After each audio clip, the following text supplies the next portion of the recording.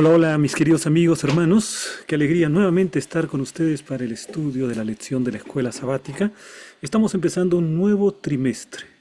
El título del trimestre es bastante llamativo: El Gran Conflicto, uno de los temas básicos del adventismo que va a ser examinado durante cada una de las semanas de este trimestre. La lección de esta semana lleva por título La guerra detrás de todas las guerras. Entonces, les invito para que puedan acompañarnos, suscribirse a este canal, participar con sus comentarios, participar de las preguntas claves.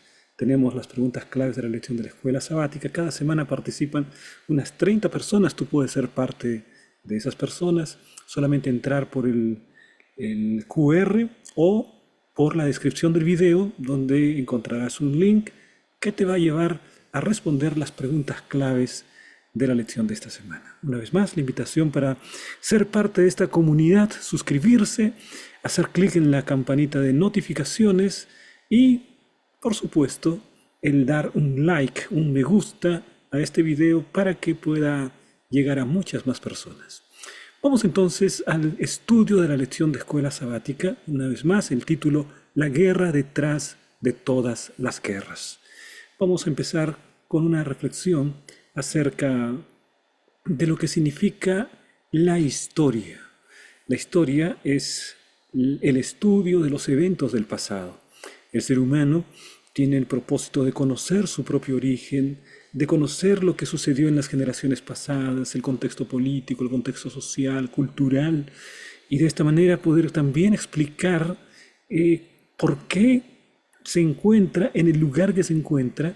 ¿Por qué ocurren en este momento, en la actualidad, eventos que muchas veces solamente tienen explicación con eventos del pasado?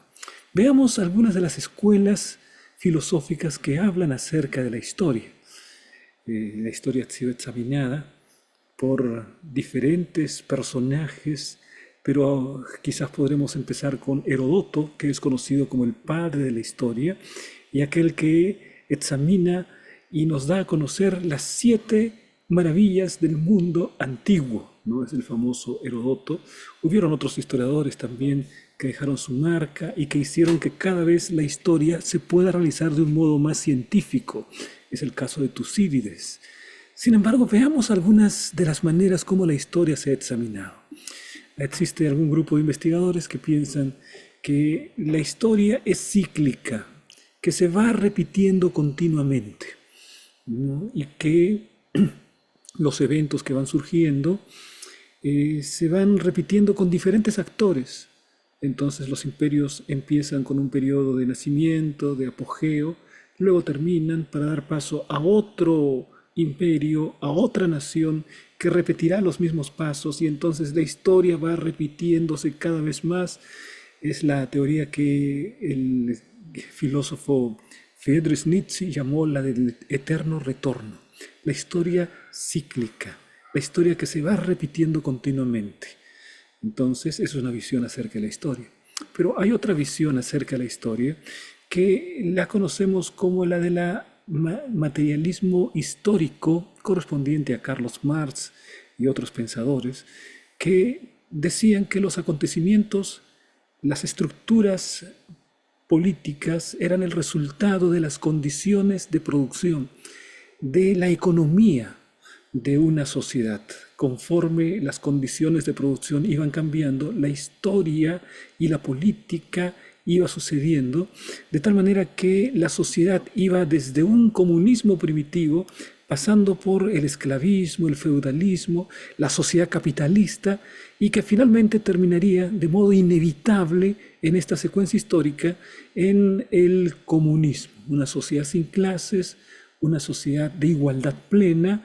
Esa era la teoría del materialismo dialéctico que presenta, o del materialismo histórico que presenta Carlos Marx. Pero no es la única visión acerca de la historia. Otros pensadores, como el idealista Kant, Immanuel Kant, filósofo alemán, él pensaba que el motor de la historia eran las ideas y los valores y las creencias, los conceptos que cada ciudad, que cada sociedad tenía, de tal manera que a medida que pasaban los eventos, el ser humano se hacía cada vez más consciente de sí mismo, se hacía cada vez más moral, iba mejorando, iba perfeccionándose en medio de este desarrollo. Entonces, las ideas como el motor de la historia en la visión de estos filósofos idealistas. Uno de ellos también es Hegel, que asumía que el hombre iba a desplegar su plena autoconciencia, la humanidad como tal, a través de lo que él llamaba el espíritu absoluto, y que finalmente la humanidad llegaría a tener una autoconciencia, y ese era el producto final de la historia. La historia llevaría a que la humanidad tendría esa autoconciencia en un estado del espíritu absoluto, de tal manera que sería el progreso total, el progreso pleno en la visión de Hegel, y esto se producía a través de un sistema de tesis, antítesis y síntesis histórica, hasta que finalmente el espíritu absoluto se desplegaría por completo. La visión de Hegel, una visión idealista también. Entonces han habido diferentes visiones acerca de la historia. Pero en la palabra de Dios nosotros encontramos una perspectiva diferente.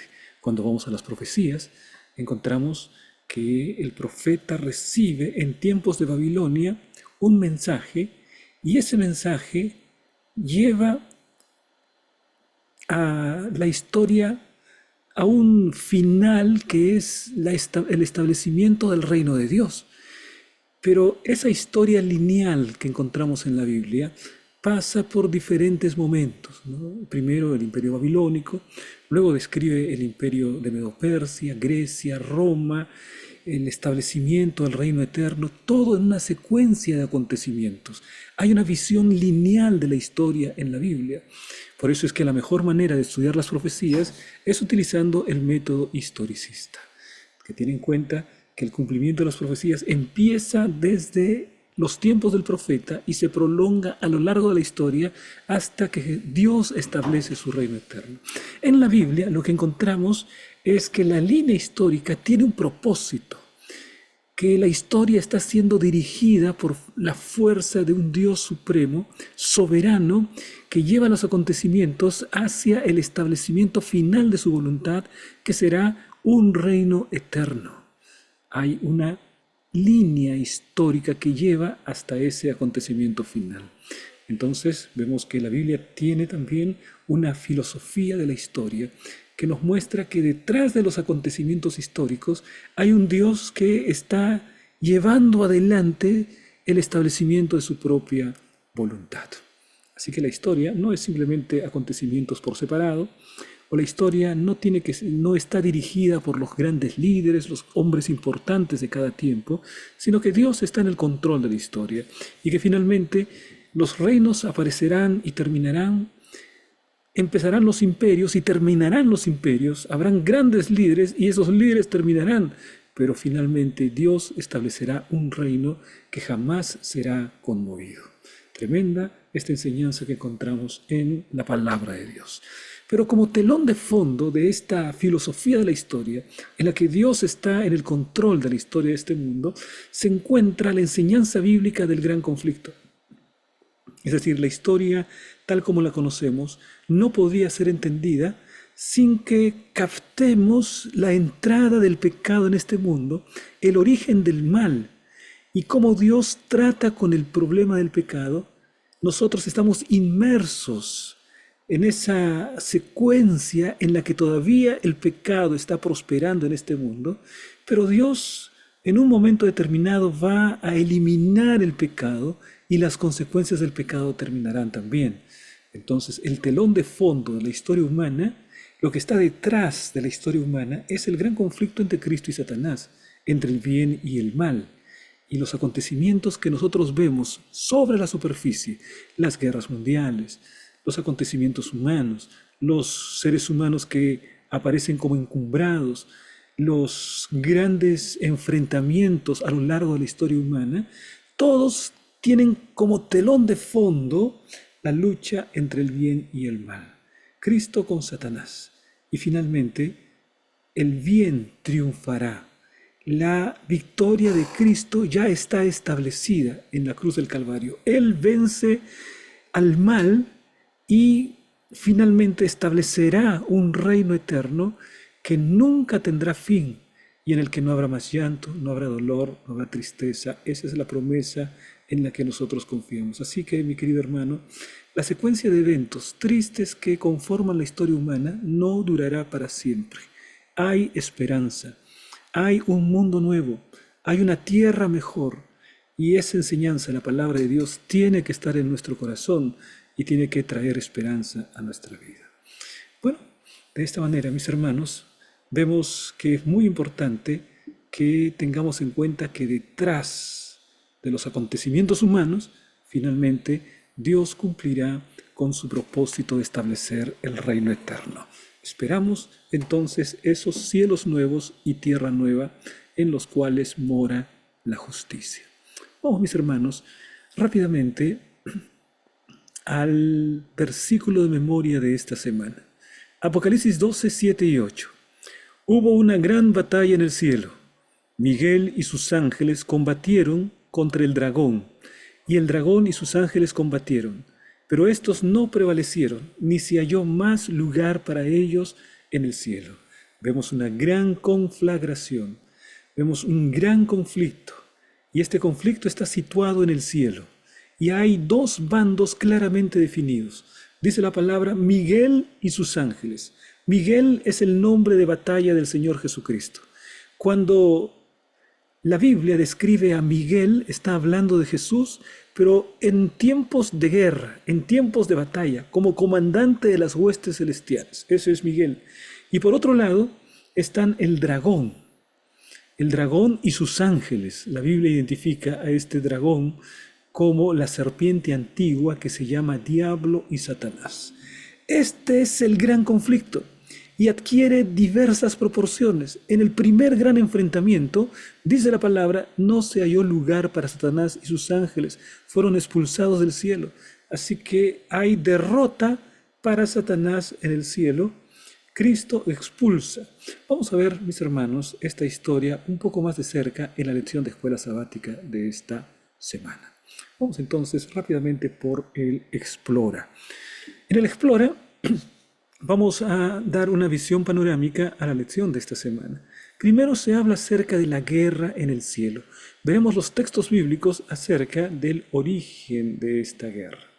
Miren ustedes, veamos en primer lugar aquella declaración que ya hemos visto en Apocalipsis 12, 7 y 8. Después hubo una gran guerra en el cielo. Presenta a los protagonistas de esta guerra. Miguel y sus ángeles luchaban contra el dragón. Es Miguel y son sus ángeles. Y en el otro bando, al frente, como los antagonistas, se encuentran el dragón y sus ángeles. Y vean cómo la Biblia describe al dragón en Apocalipsis capítulo 12, versículo 9. Y fue lanzado fuera el gran dragón, la serpiente antigua, que se llama Diablo y Satanás, claramente identificado. La Biblia presenta un símbolo, el símbolo es el dragón, pero la Biblia me explica el significado de ese símbolo. Aquí en Apocalipsis 12 me dice, el gran dragón es la serpiente antigua que se llama Diablo y Satanás, así que no hay ninguna duda acerca de la identificación de este gran dragón. Es el diablo, es Satanás. Y además menciona una característica clave, el cual engaña al mundo entero. Y dice que fue arrojado a la tierra y sus ángeles fueron arrojados por él. Satanás aparece como un ángel perfecto. Miren ustedes en Ezequiel capítulo 28 la descripción que se hace acerca de Lucifer. Dios creó a Lucifer, no creó a Satanás. Satanás fue el derivado de las malas decisiones de Lucifer. Satanás fue el engendro del propio Lucifer y el pecado que él albergó en su corazón. Ezequiel 28, 14 y 15 dice, tú, querubín grande, protector, yo te puse en el santo monte de Dios. Allí estuviste, en medio de las piedras de fuego te paseabas. Perfecto eras en todos tus caminos, desde el día en que fuiste creado hasta que se halló en ti maldad. Queridos hermanos, veamos la descripción que hace la palabra de Dios acerca de este Lucifer.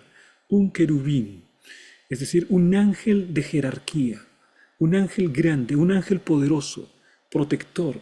y además que estaba en el santo monte de Dios y que se paseaba. Lo que está diciendo es que estaba al lado del trono del Señor, en el lugar de la morada de Dios.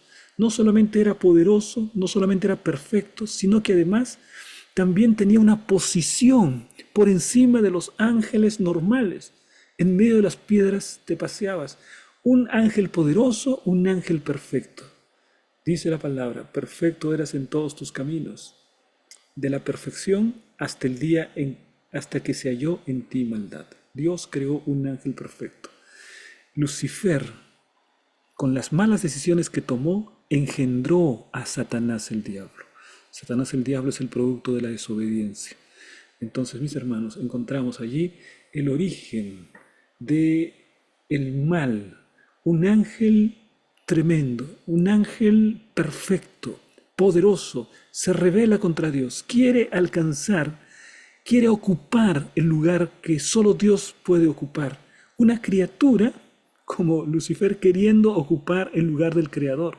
Puedes imaginar qué locura la que habita en el corazón de este Lucifer. Quiere dar un golpe de estado en el universo. Quiere sacar del trono al Dios creador y colocarse él en el lugar de Dios. Este ser angelical fue creado perfecto. Su perfección incluía la libertad de elegir, es decir, el libre albedrío, un principio fundamental del gobierno de Dios, que funciona por amor, no por coerción. El gobierno de Dios es el gobierno del amor. El pecado se originó con Lucifer en el cielo mismo. No hay explicación lógica para que este ángel perfecto permitiera que el orgullo y los celos echaran raíces en su corazón y se rebelara contra su creador. No hay una explicación lógica en la Biblia. La Biblia no explica cómo es que en un ser perfecto, que podía únicamente pensar cosas perfectas y decidir cosas perfectas, cómo es que aparece la imperfección, cómo aparece el pecado, cómo aparece la maldad, parece contradictorio. La Biblia no explica. A este misterio se le llama el misterio de la iniquidad, cómo surge el mal en un ser perfecto. La Biblia solamente dice que surgió, solamente describe el hecho. En un ser perfecto surgió la imperfección y la maldad. En un ser bueno surgió la perversión y la maldad. Eso es lo que la Biblia dice. No hay explicación lógica para esto. La Biblia simplemente lo describe. Ahora, mis queridos hermanos, veamos ahora la acción de Lucifer. Una vez que anida en su corazón la rebeldía contra Dios, la autoexaltación, el deseo de ocupar el trono de Dios, entonces la palabra continúa describiendo qué es lo que sucede después. Versículo 4, Apocalipsis capítulo 12, versículo 4. Ahí dice lo siguiente. Y su cola arrastraba la tercera parte de las estrellas del cielo y las arrojó sobre la tierra. Y el dragón se paró frente a la mujer que estaba para dar a luz a fin de devorar a su hijo tan pronto como naciese. Vamos a imaginar el cuadro que la Biblia está describiendo. Está hablando acerca del dragón y está diciendo que su cola arrastraba la tercera parte de las estrellas del cielo. Aquí hay un símbolo. El dragón es Satanás. Satanás está en el cielo. Y en el cielo están los ángeles, millares y millares de ángeles. Pero ese sentimiento de rebeldía, Satanás no lo guardó solo en su corazón, sino que compartió ese sentimiento de rebeldía, de odio contra Dios, el gran creador de todas las cosas, y empezó su obra tratando de convencer y engañando a los ángeles, diciéndoles que el gobierno de Dios no era un gobierno justo, que la ley del Señor era incumplible, que el gobierno de Dios era autoritario y que si él tuviese la autoridad haría las cosas de mejor manera. Que entonces empieza a trabajar y dice la palabra que la tercera parte de las estrellas son los ángeles. La tercera parte de los ángeles fueron engañados. El Espíritu de Profecía me dice que en un determinado momento más de la mitad de los ángeles creyeron en Satanás. Ser perfecto, el líder amado por los ángeles. Y él empieza con su obra engañadora. Y en un momento determinado casi la mitad o más de la mitad de los ángeles son convencidos. Pero después, frente a las evidencias y frente al llamado de Dios solo quedó la tercera parte. Y entonces aquí se nos habla acerca de un tremendo conflicto y son arrojados desde el cielo a la tierra, versículo 8, pero no prevalecieron, es decir, entran en conflicto. Allí te puedes imaginar qué tipo de conflicto podría haber entre ángeles poderosos, unos a favor de Dios y otros a favor de Satanás, unos a favor de la verdad y otros engañados por completo, ciegos a la verdad que en Dios prevalece. Entonces la tercera parte de los ángeles se enfrentan y no prevalece. ¿Quién va a prevalecer contra Dios? Pues, ¿no? ¿Cómo se le ocurre a Satanás tratar de desafiar al Creador? Esa era una batalla perdida, pero así es Satanás de osado. Tiene la batalla perdida, pero no se da por vencido, ¿no? Y quiere una y otra vez desafiar el gobierno de Dios.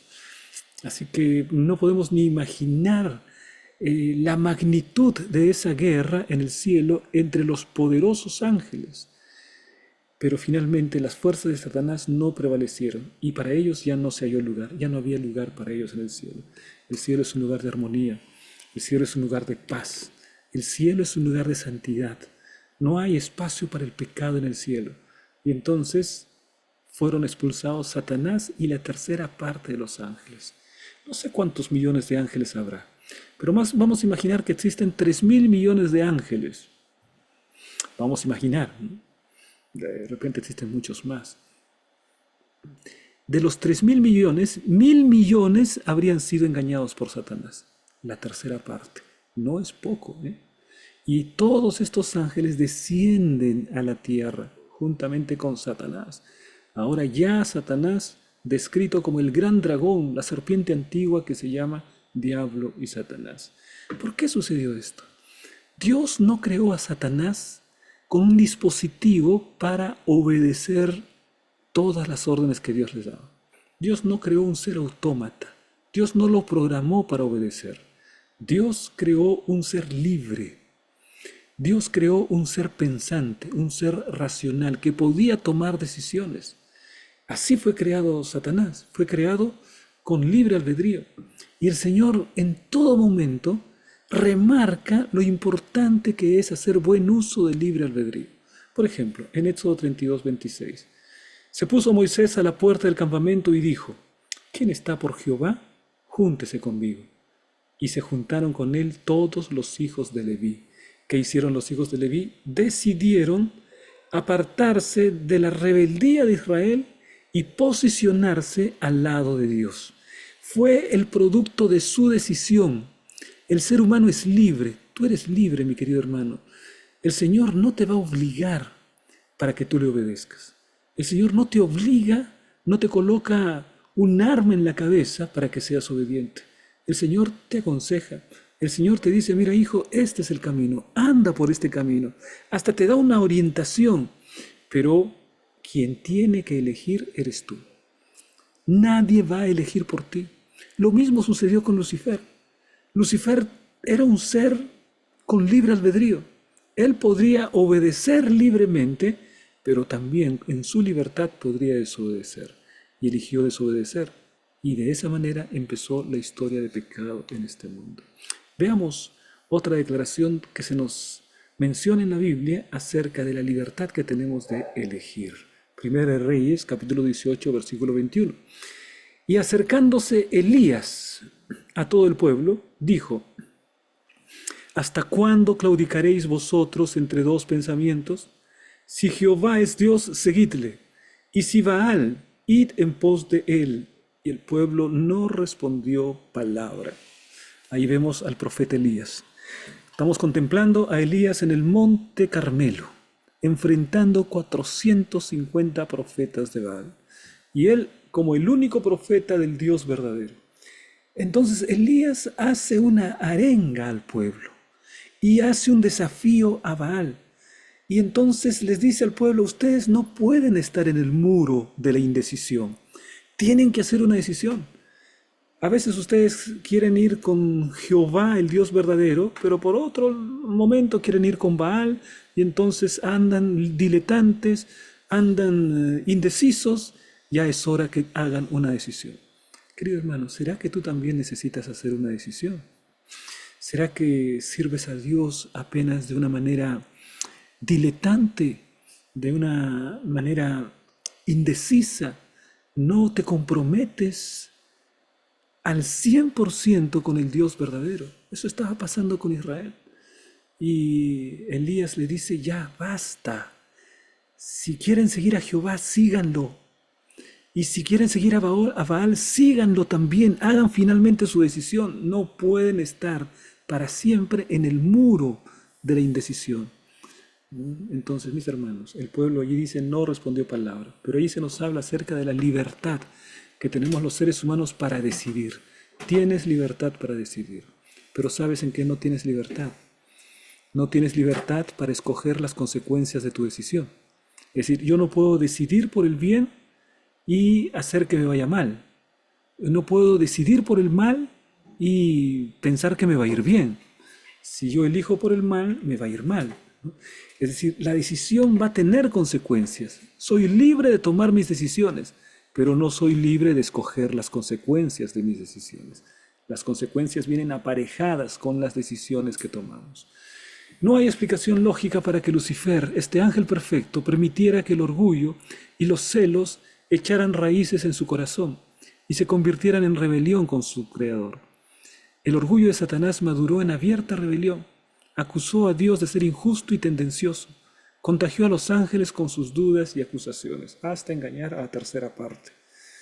Pero fue posible eso porque Lucifer era un ser libre. Dios lo dotó de libre albedrío. Y eso también ha hecho con nosotros. Y nosotros somos responsables de nuestras decisiones. Esta guerra se inicia en el cielo. Hemos visto la tercera parte de los ángeles luchando contra los ángeles leales.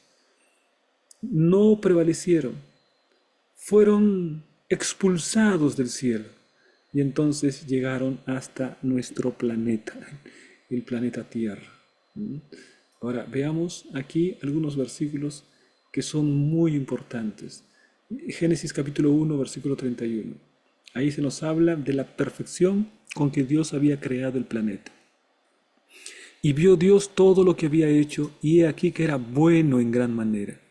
Y fue la tarde y la mañana el día sexto. ¿Qué declaración usa el Señor? ¿Qué es lo que dice acerca de su creación? Que es buena. Pero no solamente buena, sino que es buenísima, que es buena en gran manera. El Señor miró al planeta Tierra y dice, está buenazo, está muy bien, superlativo, ¿no? Es bueno en gran manera. Entonces Dios creó un mundo perfecto. Dios creó la creación perfecta. Las criaturas habitando las aguas, habitando el continente, la tierra seca. El Señor creó todo de un modo perfecto, en un equilibrio perfecto, en una armonía maravillosa. Y colocó al hombre como el administrador de la creación, como quien tenía que gobernar la creación. Entonces, todo perfecto salió de las manos del Creador. Pero lastimosamente, mis hermanos, existe el capítulo 3 de Génesis. Capítulo 3 de Génesis nos habla acerca de la entrada del pecado en este mundo. Y mira la manera tan sutil con la que Satanás consigue engañar a Eva, a Adán y Eva. Génesis 3, 4 y 5. Entonces la serpiente dijo a la mujer, no moriréis, sino que sabe Dios que el día que comáis de él, serán abiertos vuestros ojos, y seréis como Dios sabiendo el bien y el mal. Mira el instrumento de la mentira.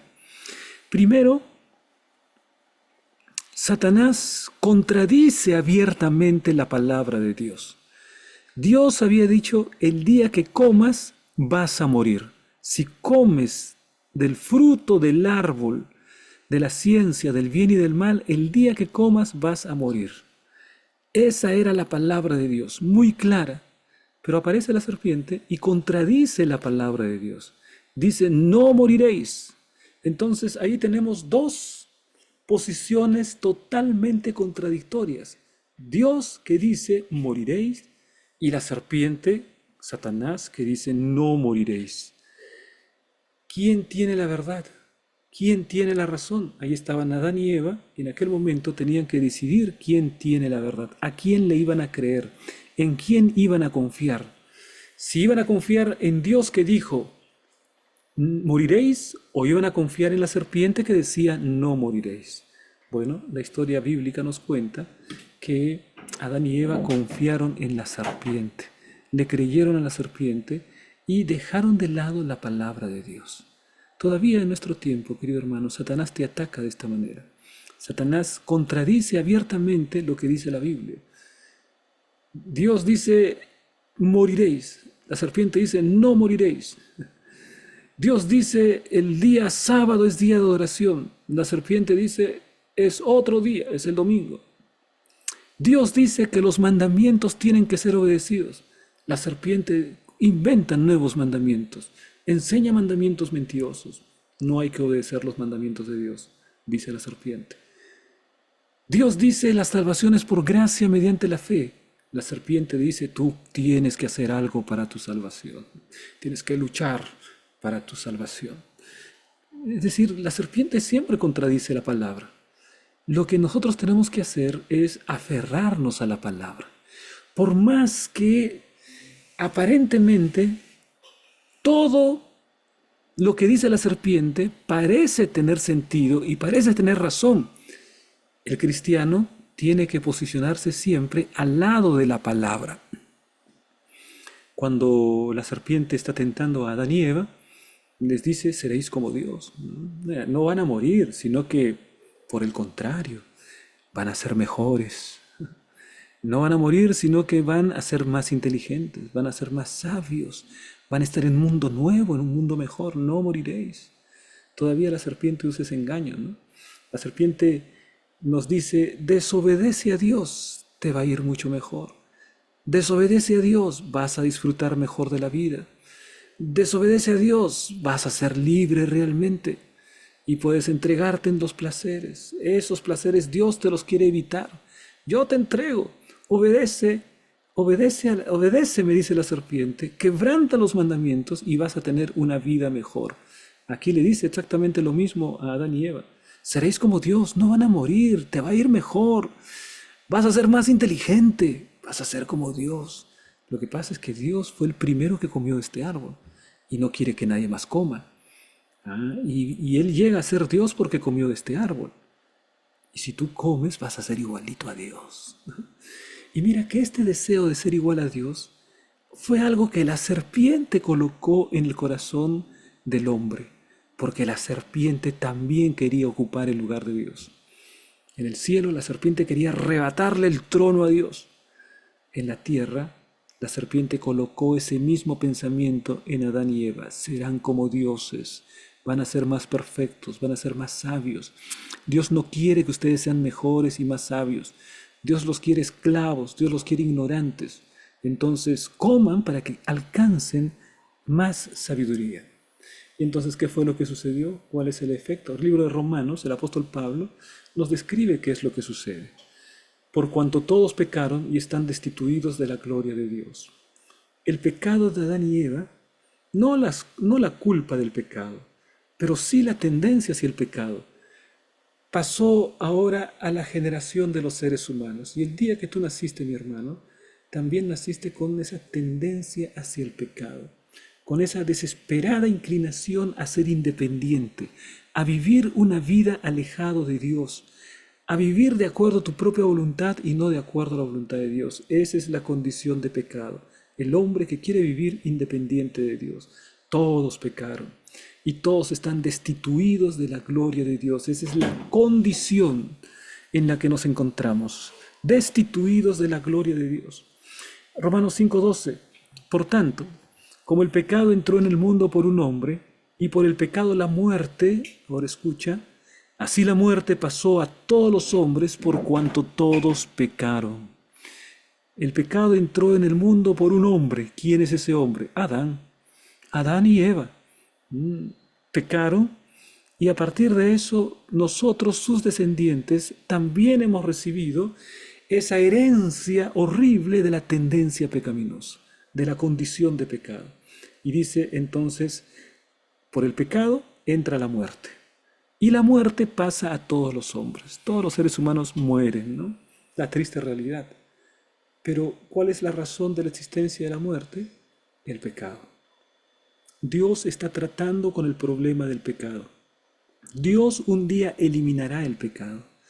Y cuando elimine el pecado, eliminará también las consecuencias del pecado. La muerte terminará para siempre. Porque el día que el pecado desaparezca, la muerte terminará. Será la muerte de la muerte. Será el fin de la muerte. Esa es la realidad que Dios nos ofrece. Cuando Eva y luego Adán tomaron esta decisión, abrieron una puerta que Dios quería mantener cerrada para siempre. Era la puerta del pecado, la puerta del sufrimiento, la angustia, la enfermedad y la muerte. Dios quería que el ser humano nunca experimentase el sufrimiento. Si estás sufriendo, mi querido hermano, si estás en angustia, si estás enfrentando una enfermedad, si estás cerca de la muerte, sientes que tu tiempo está terminando, por favor, no culpes a Dios por la condición de sufrimiento. Hay muchas personas que piensan de esta manera: no creo en Dios, no puedo creer en Dios, porque existe mucho sufrimiento, y si Dios realmente fuese Dios y fuese poderoso, entonces no existiría el sufrimiento. Pero mi querido hermano, la Biblia me habla de cómo el sufrimiento existe, la razón por la que existe, porque el ser humano se encuentra en abierta rebelión contra Dios. Y en consecuencia viene la muerte, el sufrimiento, la angustia. Pero Cristo hizo posible un camino diferente. A través de su ofrecimiento en la cruz del Calvario, de su sacrificio en la cruz, Él me da una vía de salvación a esta condición. Es triste, nacemos como pecadores, nuestra condición es hacia la rebeldía, hacia el egoísmo, es triste, pero Cristo ya ha provisto de un camino para la solución del terrible problema del pecado. ¿De qué manera? El amor encuentra siempre una manera. El que ama encuentra una manera de poder estar al lado de quien ama. Veamos, mis hermanos, esta declaración bíblica en Génesis capítulo 3, versículo 15. Ahí está la primera promesa registrada en la Biblia de la venida de nuestro Señor Jesucristo. ¿Cuál es esa primera promesa? Y pondré enemistad entre ti y la mujer, y entre tu simiente y la simiente suya. Esta te herirá en la cabeza, y tú le herirás en el calcañar. Aquí, mi querido hermano, encuentras las palabras que Dios dirige a la serpiente. Estas son palabras que Dios dirige a la serpiente. Le dice a la serpiente: pondré enemistad entre ti y la mujer. La mujer en este caso representa a la humanidad. Y Dios está realizando una promesa tremenda. ¿Cuál es la condición en la que Eva se encontraba? En la que la raza humana se encontraba. La raza humana se encontraba subordinada, se encontraba esclavizada. Es decir, cuando dice la Biblia que estamos en amistad con la serpiente, bueno, porque Dios dice a la serpiente, le dice: mira, yo voy a poner enemistad entre ti y la mujer. Si va a poner enemistad, ¿qué quiere decir? ¿Qué relación había entre la mujer y la serpiente? Si Dios tiene que poner enemistad, ¿cuál es la condición previa a la enemistad? La amistad. Es decir, Adán y Eva y la serpiente estaban en amistad, y todo aquel que es amigo del mundo se convierte en enemigo de Dios. Así que estamos en enemistad contra Dios, pero en amistad con la serpiente. Y lo peor de todo, ellos no pueden salir solos de esa amistad con la serpiente. Es una amistad que los hunde, es una amistad que los destruye, es una amistad que los lleva hasta el fondo del pozo y no pueden hacer nada. La condición inexorable de la humanidad es la perdición por esa amistad que tienen con Satanás. La razón es la amistad con Satanás. Y entonces viene el Señor y hace la promesa: yo pondré enemistad, serpiente, entre ti y la mujer. ¿Sabes que Eva no podía solita? Adán y Eva no podían por sí solos colocar enemistad. Ellos estaban condenados a estar amistados con la serpiente. Y entonces Dios aparece con una iniciativa. Y Dios dice: no va a durar para siempre esta sumisión de la raza humana, esta esclavitud de la raza humana. el hecho de que estén sometidos, estén en amistad contigo, no durará para siempre. Yo pondré enemistad entre ti y la mujer. Nosotros por nosotros mismos, imposible de romper esta unión con Satanás. Imposible. Pero Dios actúa y Dios coloca la enemistad. Y ahora dice también, no solamente entre ti y la mujer, sino entre tu simiente. Está hablando la simiente, es decir, el descendiente. Lo que está diciendo es que la mujer tendría un descendiente y que ese descendiente vendría con gran poder y le aplastaría la cabeza a la serpiente.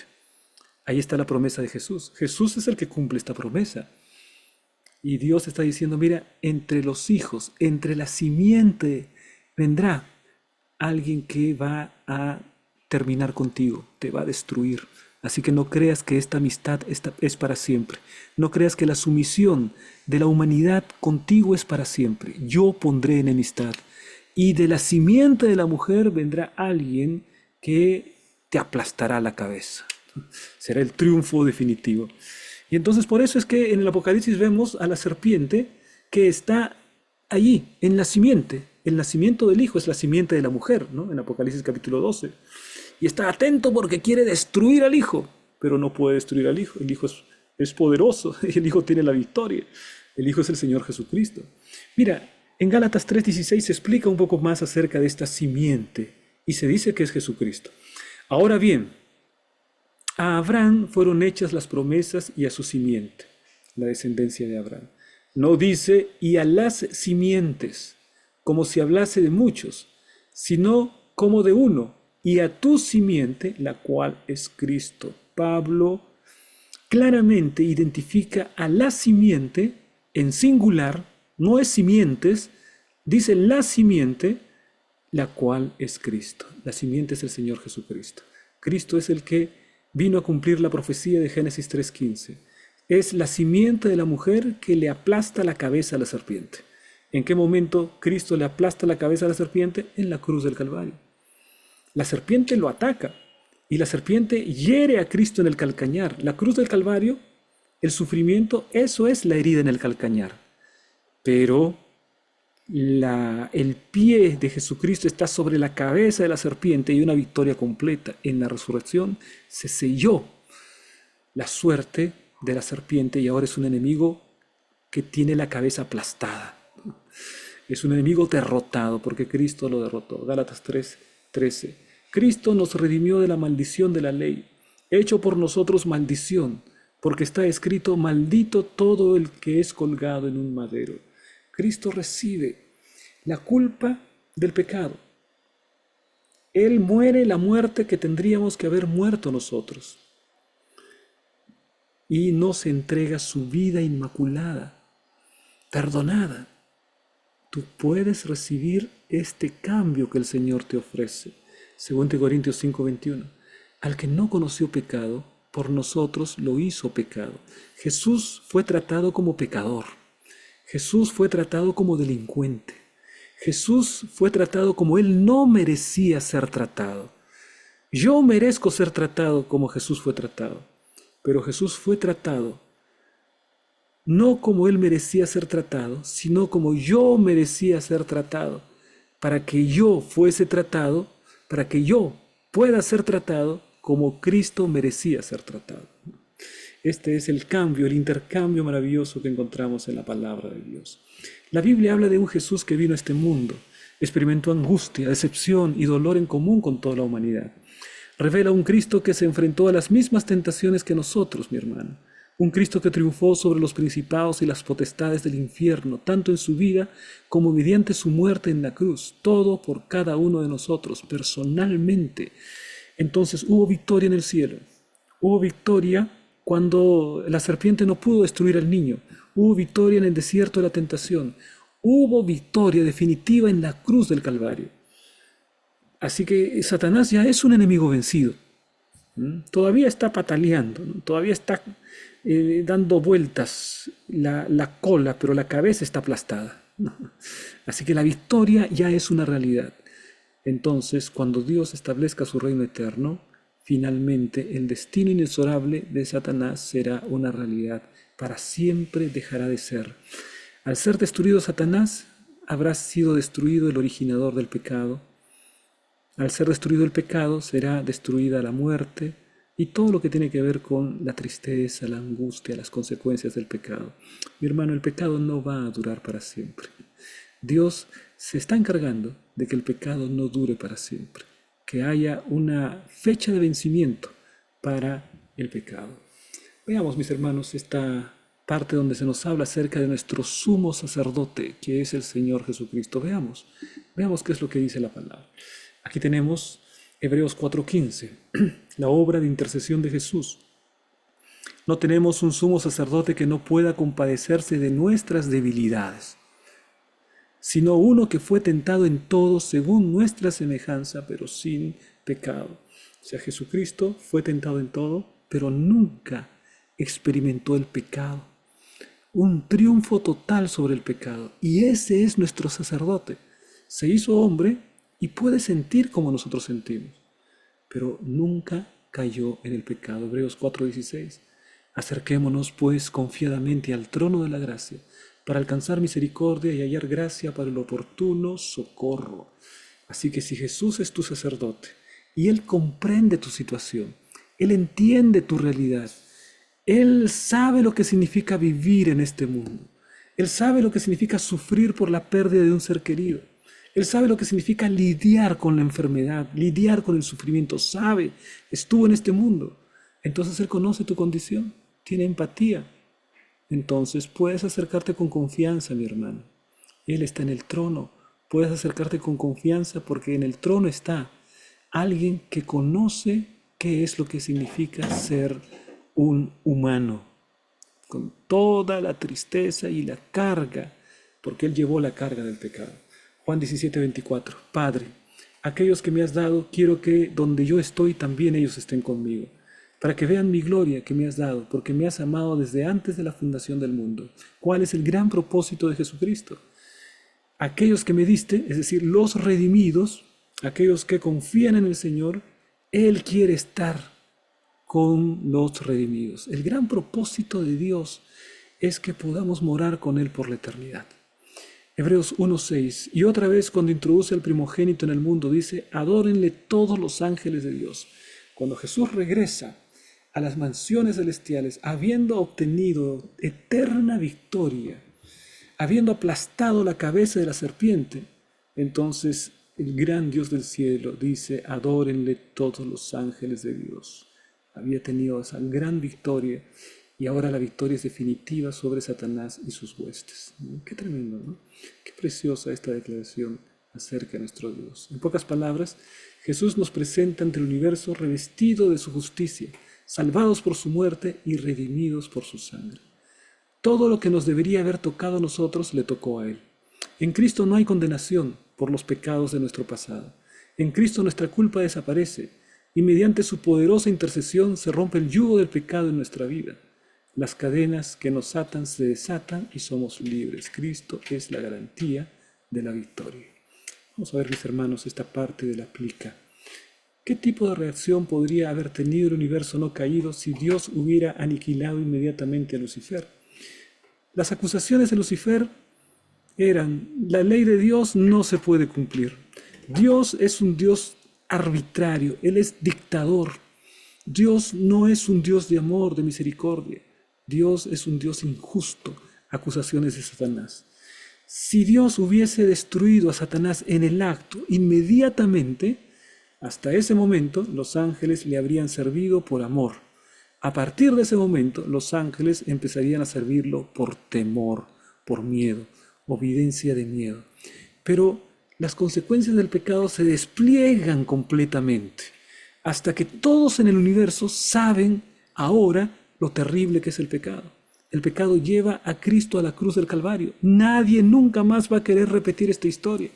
Es decir, Dios no solamente se asegura de desaparecer el pecado, Dios trabaja para asegurarse que nunca más en el universo vuelva a surgir el pecado, porque ahora se han visto las consecuencias terribles del pecado. Esa es la manera como Dios trata con el problema del pecado. Te invito, mi querido hermano, para que puedas participar de las preguntas claves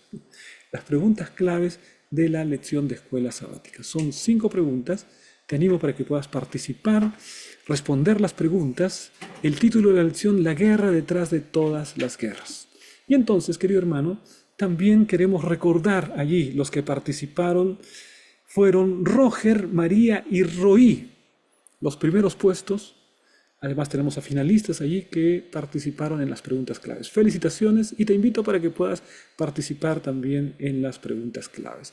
Y si has llegado hasta el final, en este momento te animo también para que me hagas saber que llegaste al final escribiendo el título de la lección de la escuela sabática: La guerra que está detrás de todas las guerras.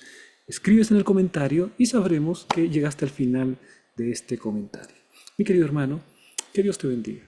Agradecemos de manera especial también a todos los que han comentado, han participado en nuestros comentarios en las 2 redes sociales, en YouTube y en Facebook. Es precioso poder encontrar sus palabras de ánimo, sus preguntas, sus comentarios sobre la lección de escuela sabática. Queridos hermanos, que Dios los bendiga. Un gran abrazo. Nos vemos la próxima semana, cuando vayamos por la lección número 2 de este interesante curso de 13 lecciones que titula El Gran Conflicto. Un gran abrazo, que Dios te bendiga.